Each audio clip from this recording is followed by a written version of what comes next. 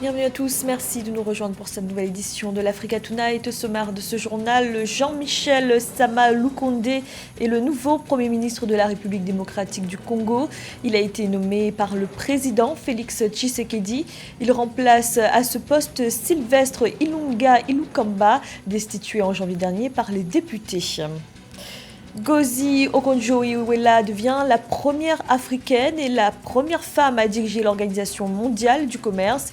L'ancienne ministre nigériane a été nommée ce 15 février à la tête de l'institution. Elle prendra ses fonctions le 1er mars prochain. Et la sous-préfecture de Lekana au Congo, désormais connectée au réseau électrique national. Le président Denis Sassou Nguesso a procédé samedi 13 février à la mise sous tension de la ligne qui alimente la localité. Un Premier ministre a été nommé en République démocratique du Congo. Le président Félix Tshisekedi a désigné à ce poste Jean-Michel Sama Lukonde. Il s'agit du directeur général de la société publique minière Gécamine. Âgé de 43 ans, ingénieur de formation, il avait été également ministre des Sports sous la présidence de l'ancien chef de l'État, Joseph Kabila.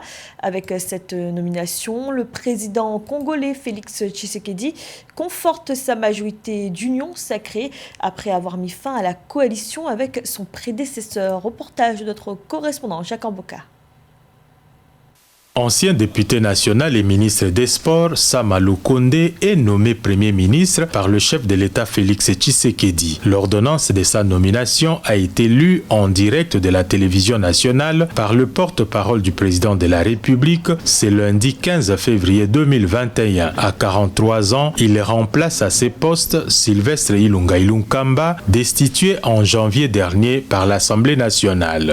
Est nommé Premier ministre, chef du gouvernement, Monsieur Jean-Michel Sama Lukonde Kyenge. Article 2.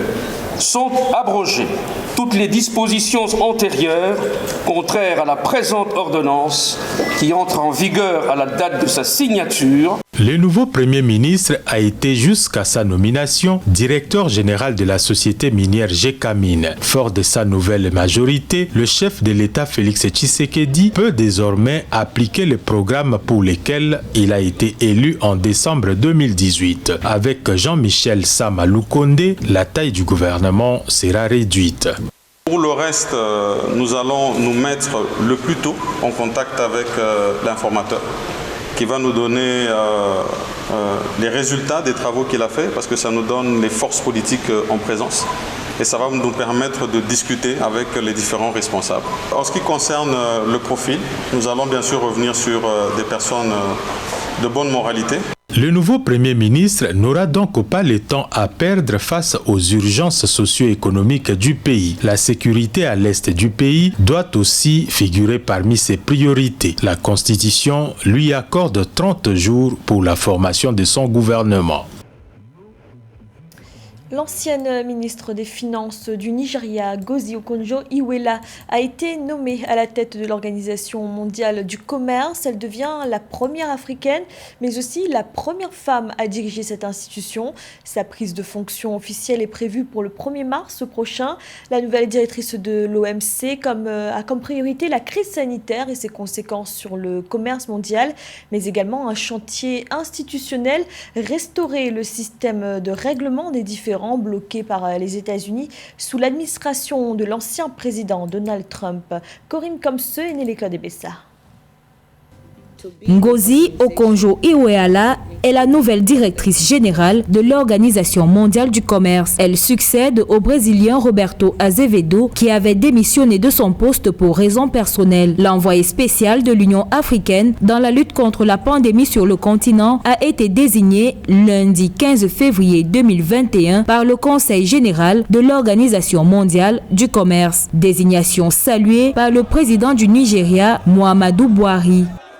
Je crois que son bilan en matière d'intégrité et sa passion pour le développement continueront à produire des résultats positifs pour le bien-être de l'humanité avec un repositionnement et le renforcement du rôle de l'Organisation mondiale du commerce auprès de toutes les nations. 2 fois ministre des Finances et chef de la diplomatie du Nigeria durant 2 mois, Madame Okonjo-Iweala a commencé sa carrière à la Banque mondiale en 1982 où elle a travaillé pendant 25 ans. À 66 ans, Ngozi Okonjo-Iweala devient la première femme et première africaine à diriger cette institution de 164 États membres avec des perspectives porteuses pour le commerce en Afrique. Je pense que la zone de libre-échange continentale africaine est l'un des accords les plus intéressants et je peux même dire les plus révolutionnaires que les pays africains ont signé dans cette décennie dans laquelle nous entrons. Nous commerçons très peu entre nous, donc nous devons accroître cela. Si nous commerçons entre nous, nous retrouverons également le moyen de coopérer afin de mieux commercer avec le monde extérieur. Sa nomination à la tête de l'Organisation mondiale du commerce était attendue après le retrait de la course le 5 février 2021 de sa seule autre rivale, la ministre sud-coréenne du commerce, Yo Myung-hee. Le mandat de Ngozi Okonjo-Iweala débute le 1er mars 2021. La localité de Lekana au Congo, éclairée depuis ce 13 février, cette sous-préfecture située à 410 km de Brazzaville est désormais connectée au réseau électrique national à travers le barrage hydroélectrique d'Imboulou. C'est le président de la République, Denis Sassou Nguesso, qui a procédé à la mise sous tension de cette ligne d'une puissance de 300 kV, réalisée grâce à l'implication d'Énergie électrique du Congo, l'opérateur national. Un sujet de la rédaction. La population du district de Lekana dans le département des Plateaux savoure depuis 2 semaines l'électricité. On peut le remarquer dans les différents commerces, dans les artères principales de la localité. Cette satisfaction des habitants de Lekana relève d'une promesse tenue par le président de la République du Congo avec la mise en service officielle de la ligne électrique Djambala-Lekana ce samedi 13 février 2021. De la même manière que nous avons réussi le défi d'apporter l'électricité entre les localités de Djambala et Lekana, nous réfléchissons à présent à l'eau. Un jour, nous vaincrons cette bataille. Nous tirerons l'eau à partir de la rivière Pama pour desservir Djambala et Lekana. Ce projet a été réalisé par l'opérateur national Énergie électrique du Congo entre Djambala et Lekana, soit 48 km pour une puissance de 33 kV. La contrepartie congolaise de cette ligne électrique est estimée à 5,2 millions de dollars. Il intègre le projet d'électrification des communautés urbaines financé avec Exim Bank of India, visant la construction des lignes haute et moyenne tension sur les principaux axes du pays pour un coût global de 69,4 millions de dollars. L'exécution de cette orientation permet à Lekana et Angolokila d'être aujourd'hui connectés au réseau national d'électricité au terme des travaux de construction de la ligne très haute tension de 33 kV entre Djambala et Lekana sur une longueur de 48 km et une dérivation de 2400 mètres pour Angolokila. On ne peut que s'en réjouir pour les populations de ces 2 localités qui pourront désormais prendre des abonnements afin de recevoir le courant électrique, tant qu'il est disponible sur le réseau bien entendu, de façon continue, c'est-à-dire en mode 24/7. La mise en œuvre du projet d'électrification de Lekana a été facilitée par les travaux antérieurs de la municipalisation accélérée des plateaux dans cette localité en 2013. Ces travaux incluent entre autres l'installation de 260 luminaires et la construction de 8 km de réseau basse tension en câbles préassemblés. Au Niger, la campagne électorale pour le second tour de la présidentielle se poursuit. L'ancien président de la République, Mahaman Ousmane, est le candidat du RDA Tchandji.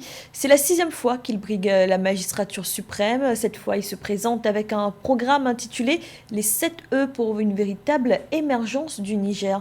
Son portrait par notre correspondant Sadouez Mokhtar.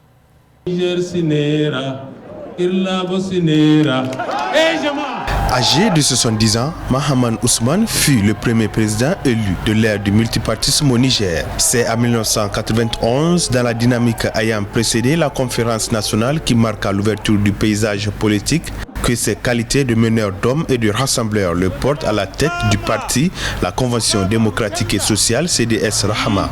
Il est élu président de la République suite aux premières élections post-conférence. Les questions sécuritaires, sanitaires, judiciaires et diplomatiques, comprises dans le volet équité de mon programme, seront le repère principal dans la mise en œuvre de ma vision pour le Niger de 2030.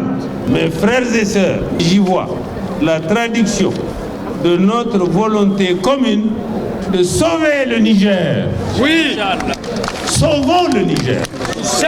Sauvons le Niger. Arrivé au pouvoir dans un contexte de crise multiforme, mouvement de grève récurrente des scolaires et des travailleurs, rébellion armée, le président Mahaman Ousmane réussit malgré tout à sauvegarder l'essentiel, la paix sociale, la liberté d'expression et d'opinion, bref, la démocratie.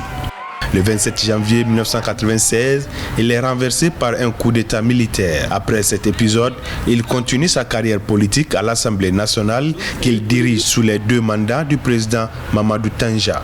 C'est du dialogue que naît la compréhension mutuelle, l'esprit de coopération, l'esprit de collaboration qui permettent d'avancer et de faire avancer les choses aussi. Diplômé de l'Université de Nantes en France où il obtient un DEA en économie monétaire et financière et un diplôme d'ingénieur statisticien économiste,